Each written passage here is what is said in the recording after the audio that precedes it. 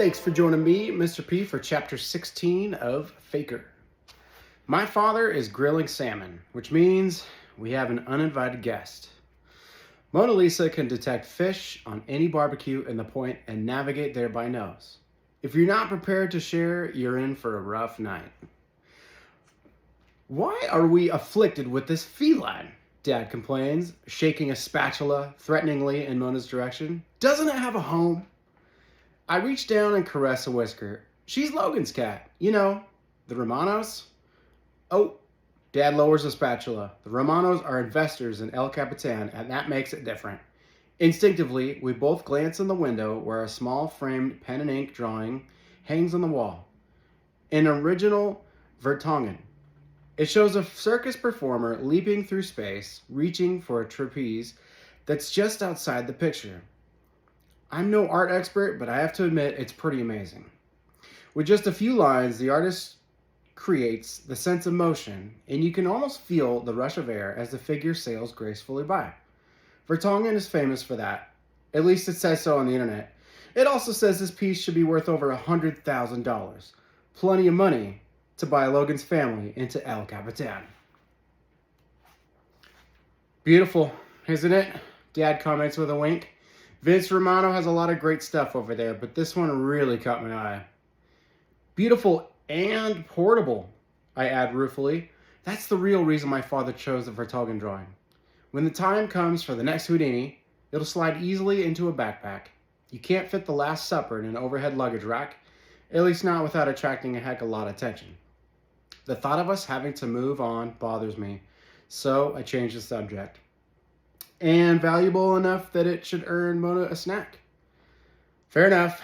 Expertly wielding the spatula, Dad carves a corner off a piece of salmon and tosses it down in front of the cat. Mona turns up her nose at it and marches away, tail aloft. What's with her? She's been meowing and begging ever since the fish at the grill. Dad, you can't just throw food on the ground. That's insulting. An animal will eat anything that doesn't eat it first, he scoffs.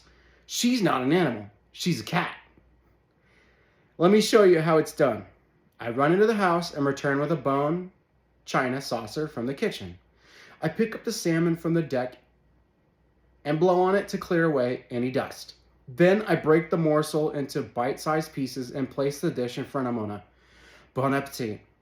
Delicately and with style, Logan's cat digs in. Dad regards me with respect. I guess you got a few things to teach the old man yet. We're sharing a laugh about that when Ariana bursts out the sliding door and slams something down on the umbrella table.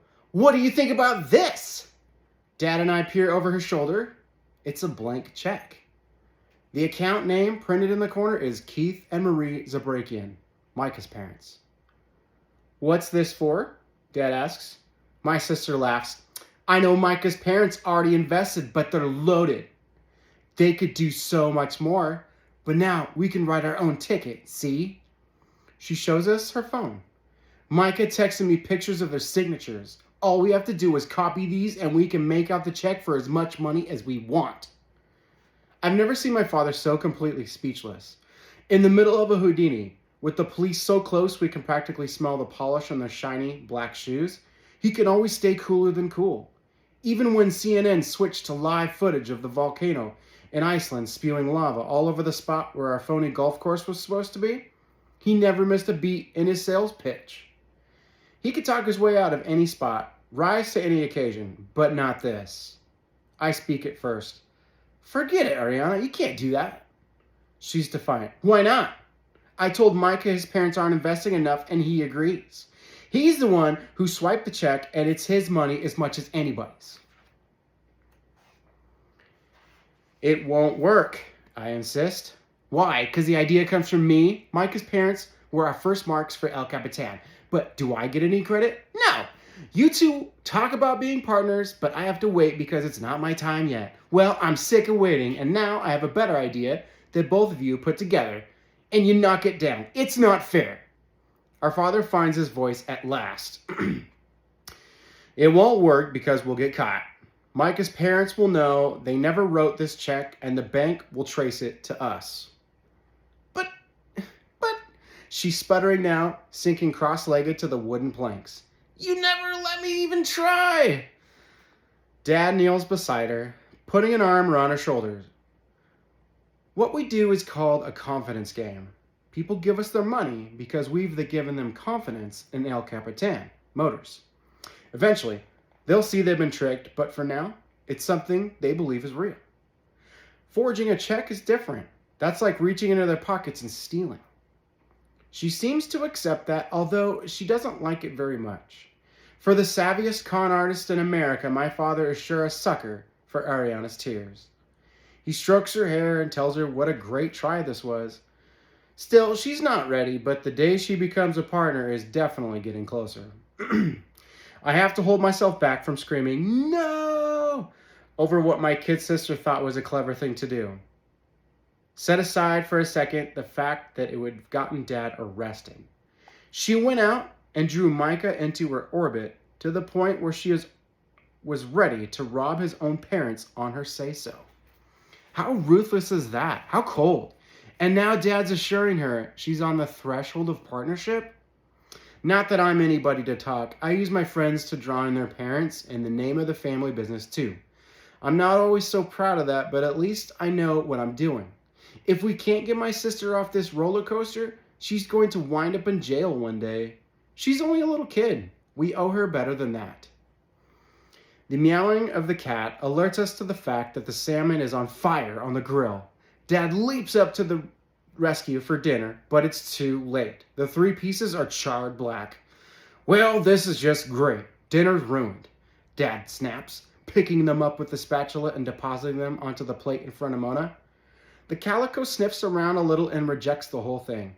Now what's the problem? My father explodes at the cat. If you want a medium rare, you should have put it in your order. I can't help but laughing, and Dad eventually laughs too, but Ariana isn't ready to stop skulking.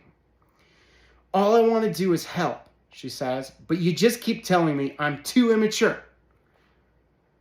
The way you treat Micah proves you are too immature, I point out. She scrambles to her feet and glares at me. Micah and his family are investors. What's Kaylee, huh? Oh, I forgot. You're in love. Not everybody has to be part of the operation, I shoot back. We're allowed to have real lives in our spare time. Our father declares a ceasefire. That's enough, you two. We're all pitching in, each in our own way. Why are we arguing? We just got an invitation to the Xanders' engagement party for their daughter. That doesn't happen without you two making us a real part of this community. You may call it living your lives, but I understand what hard work you both put in. We're succeeding here. Let's enjoy it as a team. Really? Ariana's impressed.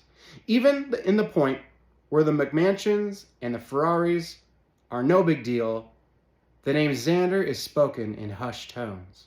The first time we drove by their house, I thought it was a resort, the kind we stay on at Caribbean Islands when we have to get out of the U.S. for a while. Letitia Xander is an 8th grader at my school.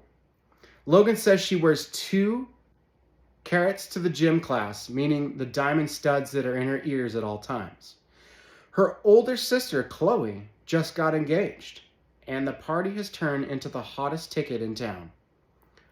The whole point is going to be there, our father goes on, rubbing his hands together eagerly.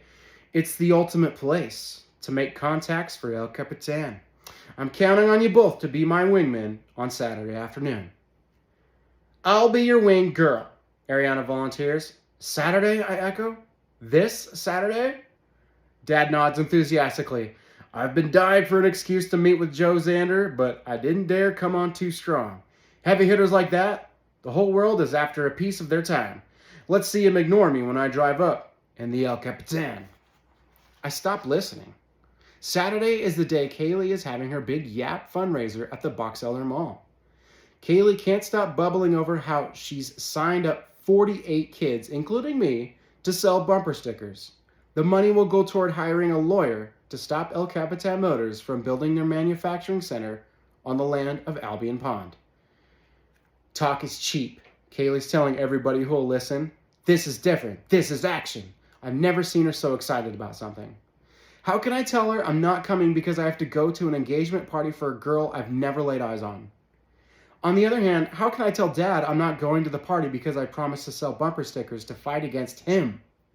He already made it clear that he's not too keen on me being a party yap, and I've promised that I won't let it interfere with our family business. I'm in a lose-lose situation. A ray of hope strikes me. If this party is as big as Dad is making it out to be, surely I'm not the only one of Kaylee's 48 volunteers who's invited to it. If enough people have to drop out of the fundraiser, she could just postpone it to next weekend or the weekend after that. Come to think of it, I'll bet Kaylee herself wouldn't want to miss out on a huge bash at the most spectacular house in town. I start to breathe a little easier. Everything is going to work out. Thanks for joining me for Chapter 16.